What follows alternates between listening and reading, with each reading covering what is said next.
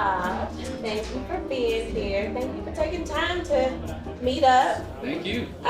So I'm hoping that I can sit down frequently with friends, former coworkers, friends slash coworkers, whomever, business owners, etc., just to talk about different things. So, you and I met and we talked about getting together to discuss, entrepreneurship, etc. Now, I will say I'm still going to owe you dinner, right? Okay. We'll get some charcuterie boards and whatever. Right now, we are at the Hummingbird Room, and now it's the Hummingbird Room in Market. Hummingbird. It's the Hummingbird Room in Marketplace. Yeah. So, anyways, they I am nice and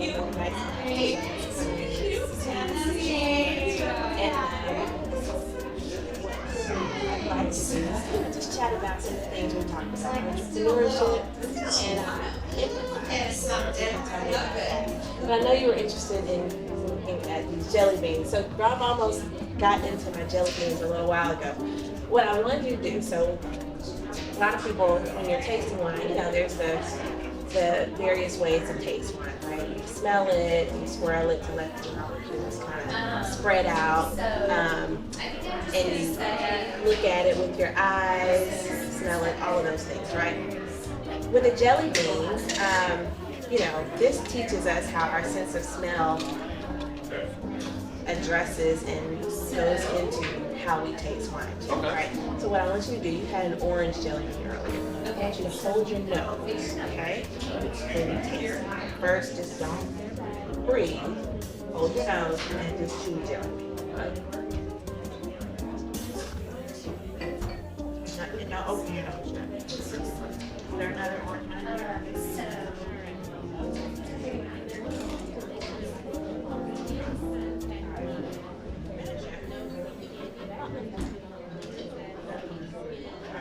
Now, take the other one.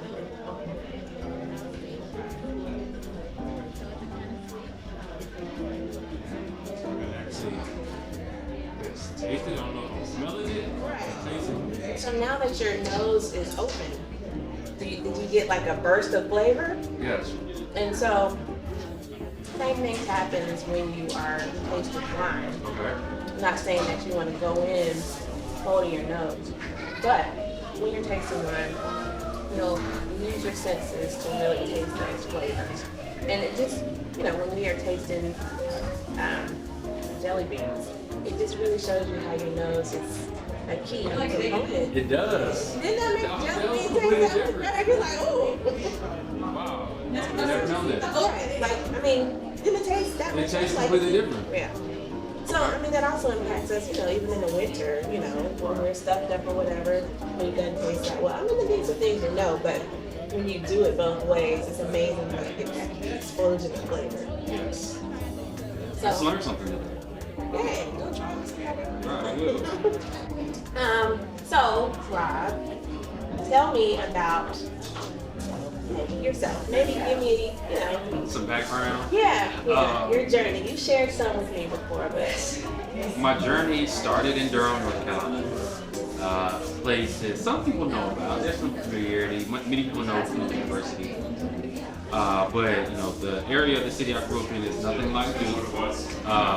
It's one of those scenarios where there's a lot of different challenges that come with gun violence, gang violence. Some of those things I grew up around.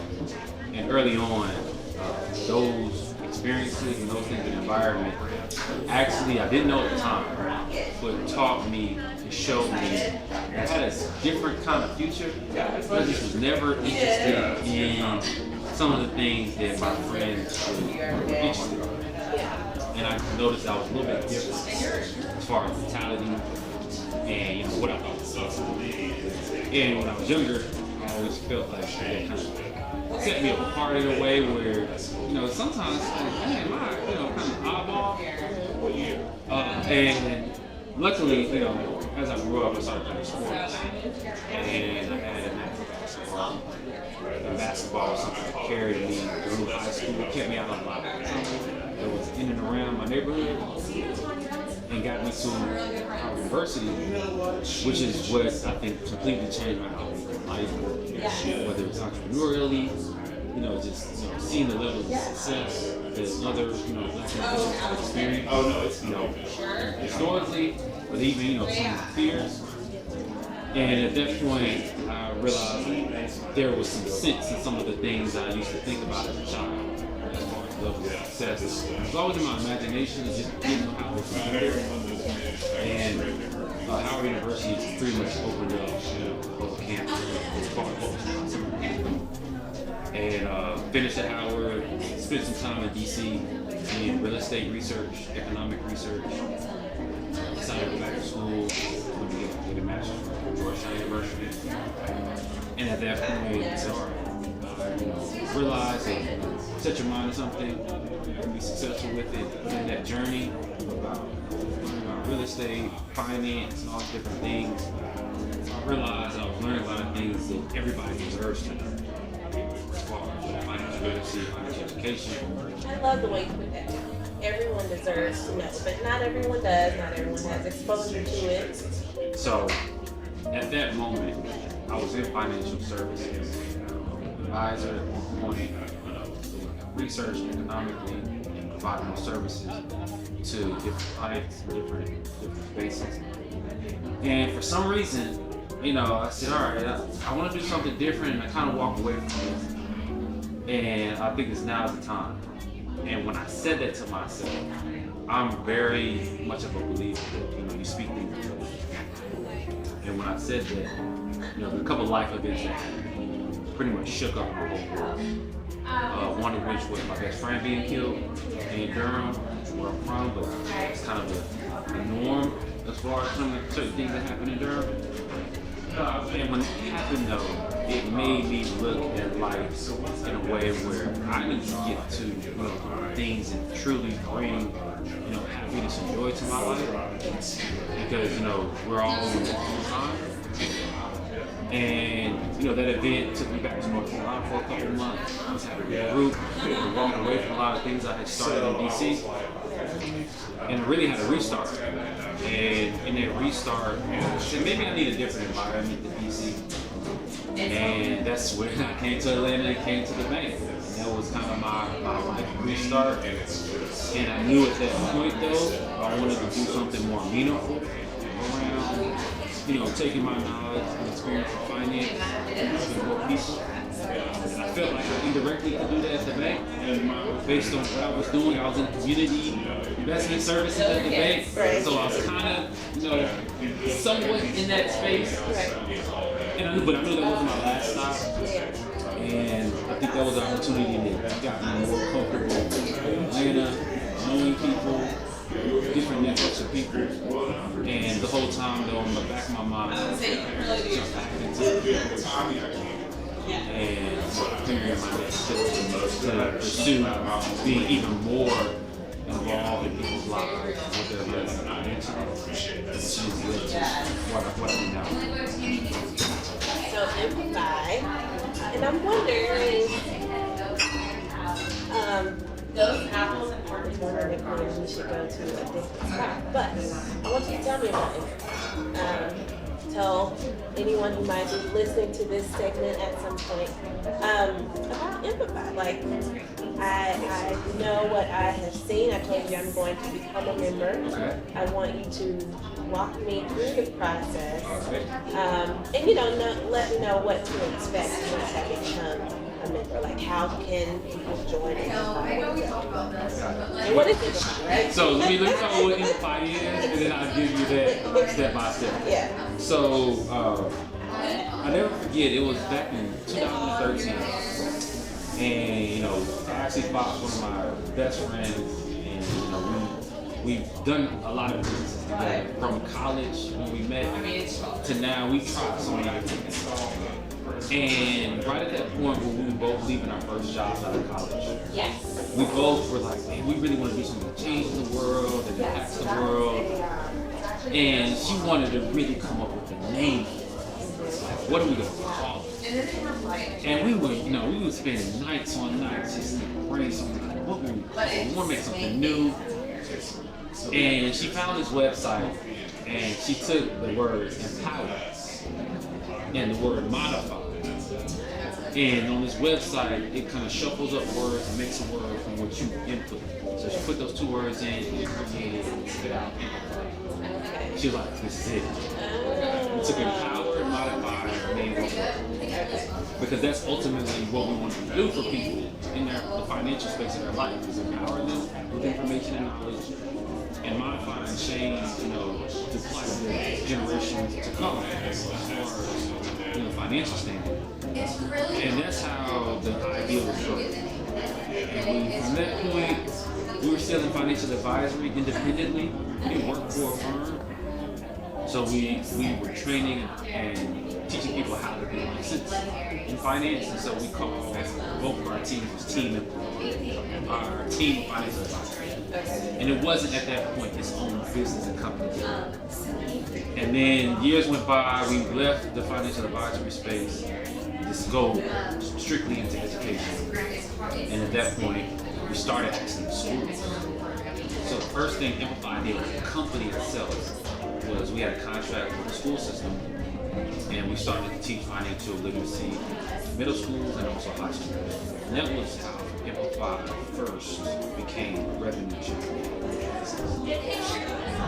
And through that process, the parents were like, hey, we want to learn this stuff too. Right. Our kids are learning, our kids know more about stocks than I do. Right. And that's what that was They the haven't thing. had that literacy. Right. Yeah. That was the thing. Wow, like, okay, and we were thinking about it, and then the pandemic happened, and it gave us a great opportunity to shift. A lot of things we were doing in schools came to a halt. Schools closed, we couldn't do what we were doing in schools, Okay. and we had to pivot Yes. in business and start to focus on many of the adults. And now at the time, we were sitting at home, nothing to do, and they wanted to learn more about the stock market and investing. So we shifted our focus to adults, to many of the parents that were always asking, and just to adults in general. And we launched an app in order to get this information to individuals. And we launched the app in the summer of 2020. So 3 years now. 3 years now, and it's blossomed into more than we could ever think of. Yeah. And ever since that year, we've been growing revenue-wise. We've come across so many different opportunities with the platform that we have, and now we're going into the space of working with large companies to bring information to employees and bring this to them kind of as a financial wellness benefit. Gotcha. So that's the full story of what Amplify, how it started and what it's become. And for now, for that platform in the process, it's really a matter of, I think the most successful member of ours comes with goals, comes with things they want to accomplish. They have some kind of connection to finances. Say, oh, I want to, retire, or I want to start a business. There's some things that you identify you want to do, and then that way we know how to help you have the wherewithal and the ability and the cash to do those things based on certain things we can teach you and walk you through around handling and managing your finances in a way that's aligned with who you want to become, what you want to be. And of course we can teach you a lot of general things, but if you come with an idea in mind of what you want to accomplish, or what you want to be able to attain, we can put you on a path to learn the things you need to learn to get you there. One thing that you and I talked about just briefly when we met a couple months ago is the potential for Amplify to help those in higher education. So, my background, although I went to the same, that's where Rob and I met at Federal Home Loan Bank of Atlanta. Rob is a superstar, came in, but really, left an impression on me. Just, your presence and how you manage yourself and your work ethic and all of those things. And then, of course, you were like, hey, I'm moving on to my endeavors, my personal endeavors, and my business things, which is an inspiration. I went back to higher ed, but even in my own journey, I've seen a difference in, how I wanted to chart my financial retirement path. And I won't get into all of it here, but anybody that's in higher ed knows that there's a couple, or in the university system in Georgia. So we have like your regular teacher's retirement system in Georgia, retirement plan, and then we have an optional retirement plan. But with either one of those, you know, you're not really managing your money unless you really know how.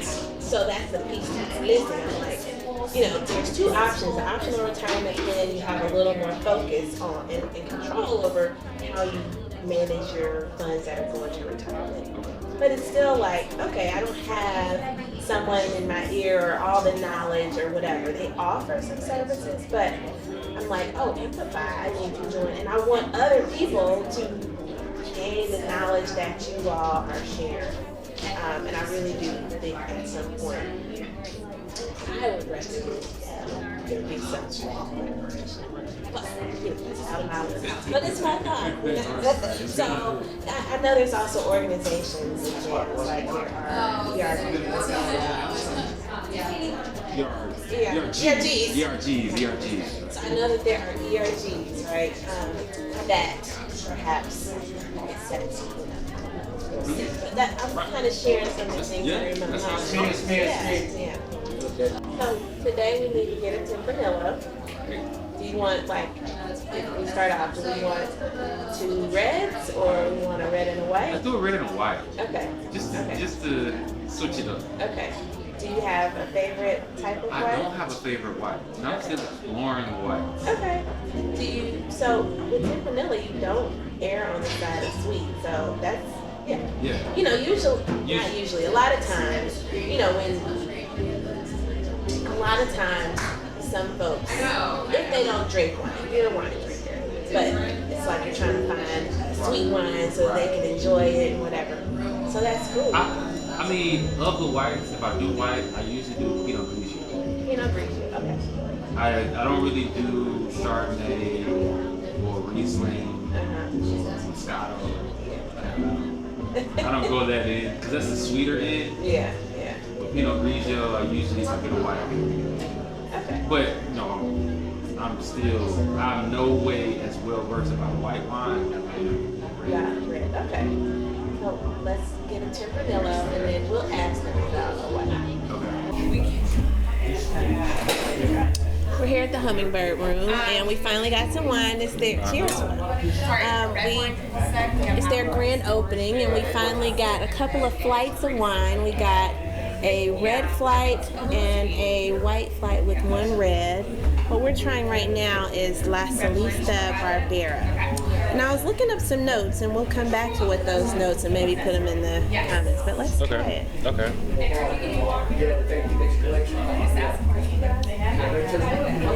This almost reminds me of a Tempranillo. It does, actually. Yeah. It's kind of got a little spicy. A little spice to it, right? Yep. That's not bad. That was good. Yeah. That's really good. It's not the smoothest, but we don't always want a smooth one, right? Right. For a red, it actually does what you want it to do. Yeah. Yeah, it's kind of like kind of wakes up the taste buds, kind of hint of spice in it. Oh, and you got some spicy cheese, so that'll be good with this spicy cheese. So we'll skip the white for now. We're going to continue along the red path. Got it. All right, so in our Hummingbird, we said it was left to right. So is this the Pinot Noir? Okay, the first one is? Yeah. Okay.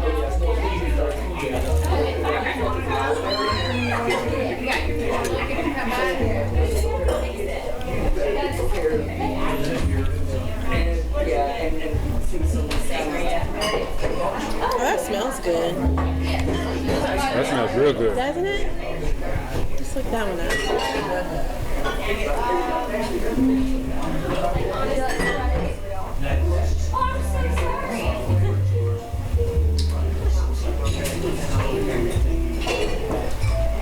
How is it? Did you taste it yet?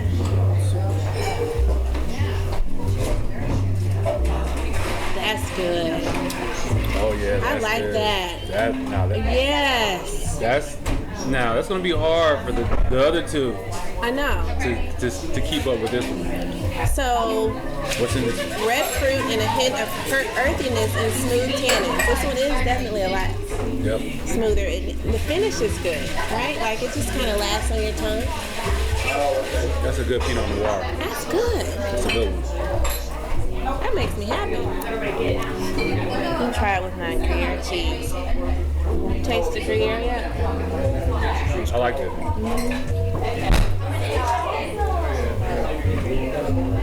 The Possessor, this third wine that we're trying, is a blend of Cabernet Sauvignon, Petit Syrah, Malbec, and Petit Verdot. So aromas that you might smell are cherry, black olive, and pencil shavings. Okay. I've heard this smell before, but it's not bad. I think if I'm to rate them, I'm still The first one. yeah, The first one still. Upwell. That was the one. And coming off of the initial, the The Barbera, right. that really just kind of shocked us because it was so smooth. But this is good. We like this. I like it. It's Yeah. second place right now. Second, okay. That Pinot Noir still holds the title. Yeah, the Upwell.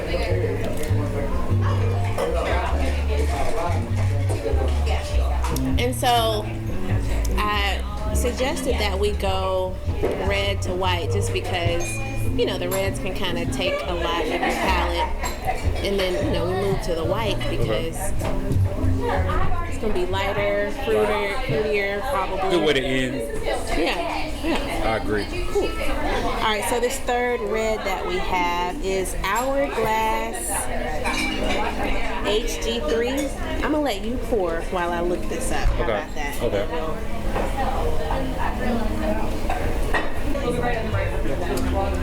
Rich and deeply textured wine. Let's see. Ripe, juicy frame of dark, sour, and red cherry. I can smell that. Streaks of dark Belgian chocolate. So it might pair nicely with your the pretzels too. Correct. Let's see.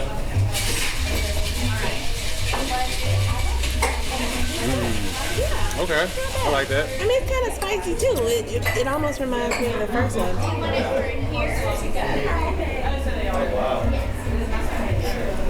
And of course, this is gonna be it's like a dark chocolate. Oh, I forgot she said it's mint. Feel good though. It is good. The rest is good. So,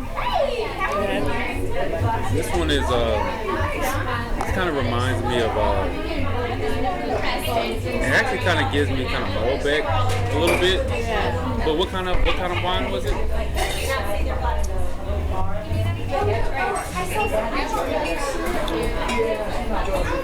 It is a varietal. So it's a combo of Merlot, Petit Syrah, and Cabernet Sauvignon. Not bad. No, that's good. I think our Upwell kind of held first place though. For sure. Yeah, hands down. Oh, yeah. Not debatable. All right.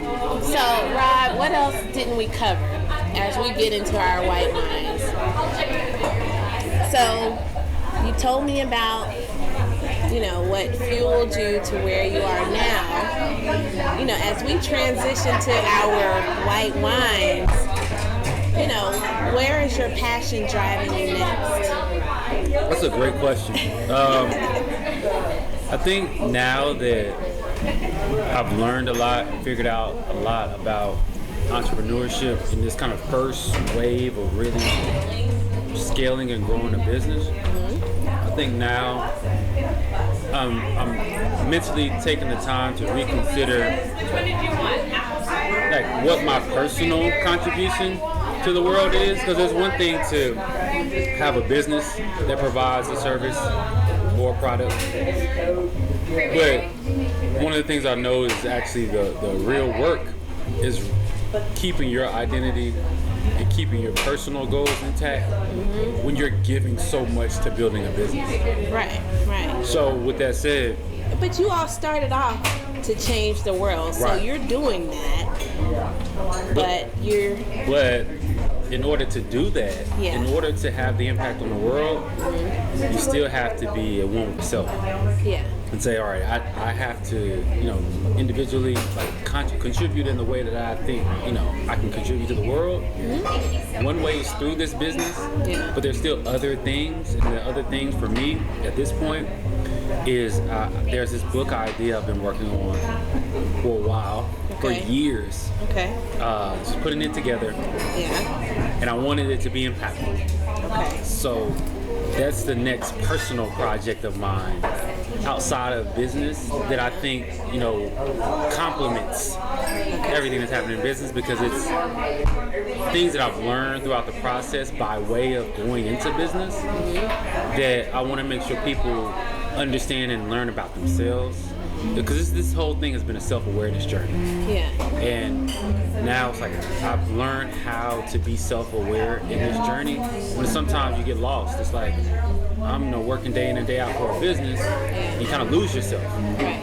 So that's the thing I've been focused on recently, is finishing up this book, getting the book out.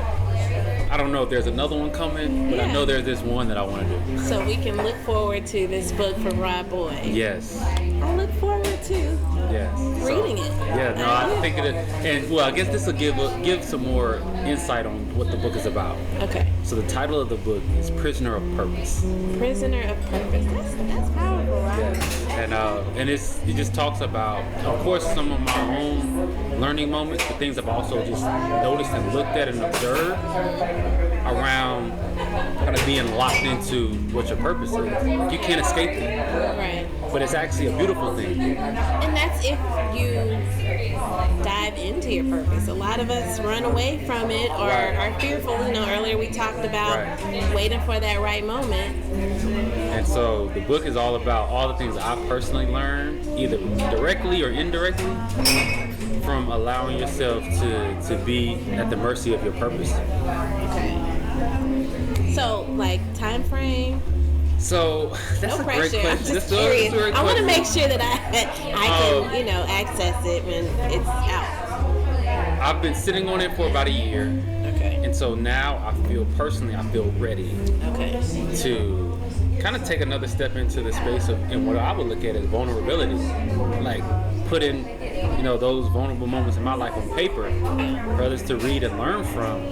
It kind of took me to have my own growth to be ready and open for that. Okay. So now that I'm there. Okay. Yeah. Okay. I love it. I can't wait. So let's get into this. So what's next here? This is Maison Alain de la Traille. Okay. Chardonnay. So one thing I do know, I started off loving Chardonnays when I was at Sambuca. Okay. The first wine that I appreciated was a buttery, oaky Chardonnay. And a lot of people start off, after you get past your sweet Moscatos and Rieslings, etc., people will start to taste the difference in various Chardonnays because some of them are aged in the oak barrels, right? And I recognized, I tasted, and I fell in love. So I do appreciate a good Chardonnay. So cheers.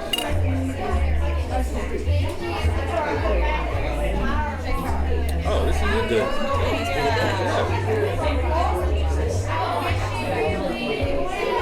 And I say, sometimes they even smell different in the types of glasses. This is a still glass. So you might not even smell it as well as it might come out of an actual glass, but it's almost flavor. Kind of an apple kind of smell, even though the flavor is a little bit different from that. See what notes we have if I can find it really quickly.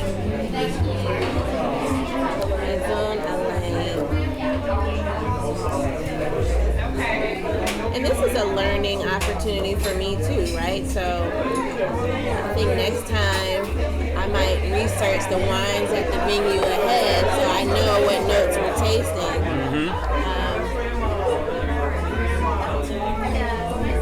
But this is fun. So this is one thing that I loved about just my wine journey. I had a wine party. A good friend of mine, who was also a coworker at the time, allowed me to use her home. She had a outdoor space in lofts that she was in. So I hosted a wine tasting, but doing the research on the wines at the time just blew my mind. It was my first time recognizing how many different Rieslings there are. So Rieslings out of Germany, you have your different varieties, right? Right. And I was like, oh, it's not just one. Amazing. And of course, now we know there's so many different types of wine. In every country. Yes, right. And the region affects the flavor of the grapes, whether it's the coast or, grown in non-rocky soil, that impacts the flavors. Here in Georgia, we have a lot of Scumpernum wines. So if you go up to Chateau Alon, Right. Okay. and there are a lot of vineyards through like the Blue Ridge Mountains that go from Georgia into Tennessee, Right. etc. Right. There are, it's either Scumpernine or Muscadine wines, right? So, depending on who you are, where you're from. But the Muscadine grapes are often what they might use for their sweet wines. And so, you go to Chateau Alon, Okay. you taste a few very sweet wines. Have you ever been to Chateau? I've been to Chateau Alon, but at that point, I wasn't as well versed as I am now. Okay. So when you go, a lot of people love their wines, but they're kind of sweet. To me, some of them can be kind of syrupy. But you taste that muscadine flavor when you taste a lot of the wines because they're from muscadine grapes. Got it. Okay. Not all of them, but a lot of them. I have to keep that in mind. Yeah. All right. So finish yours and You got one more? Alright. So from that one, it looks like it was also a varietal. But it was a Chardonnay. Here I don't see the different flavors. But we'll move on. Okay. Alright, so the last one is this is the second one, right? This is Caton Orange. So I wonder if there's some orange flavors. It's an approachable skin contact wine with notes of candied orange peel, lemon zest, peach skin, and a kiss of a notable Alsatian sweetness. So is it kind of sweet? Let's see. I get a couple of the orange notes. Yeah. It is sweet, yeah. Not like You get a too citrusy bad. Yeah. kind of feel. But not like a Moscato or anything. It's kind of a mild sweet. Yeah, it's good. For It is. No, that was good. It is good. It's good. I like it. I actually like that one more than the other. Yeah. But the first, I think it was a Pinot Noir. And then this was the better, in my opinion, of the white. The white ones. Right. So, okay. Of our favorites, do we have one more to go? Or was that the last? I think that was the last one. That was the last one. So I think that was the, Oh, yeah, because we tried this Lita Barbera Right. with the reds. so that was the cotton orange that we just tried. Yep. And then the first one, the Pinot Noir, was Upwell. Upwell. So Upwell, and Cotton are the winners for today. All right. I Yeah. like it. Cheers. Cheers. So we'll have to, if we visit this venue again, or if you visit this venue, those are our recommendations. Good recommendations. Yeah. So, all right. So I know what's next for you, Rob. I look forward to hearing about the conference where you are the keynote speaker. I'm not sure if we mentioned that earlier, if it was off camera or on, but Rob will be the keynote for a conference in Bermuda. If you want to tell them more Yeah, so about it. it'll be the Bermudan Economic Development Council is having a conference. They have a conference every year. And this is the conference that will be spotlighted during Global Entrepreneurship Week. And I'll be sharing things I've learned and just tips and guidance to those in the Bermudian community who want to learn more about entrepreneurship and pursue their own path. They will be blessed to hear from you. So that's going to be amazing. I look forward to hearing all about it. Appreciate it. And look forward to the next time we can meet. Thank you to the Hummingbird Room. Cheers. Cheers. Thank you to Chris for his time filming today. Thank you to Bree, and I'll link it later on. But we came up with an awesome charcuterie board. Yes. Actually created a charcuterie board at their charcuterie board bar, and those different items paired very nicely with our wine. It's amazing. Yeah, this is great. Well, thank you, Rob. Thank you. I appreciate it. Give me a hug. All right. We will see you next time. Vino with Melody. Thank you.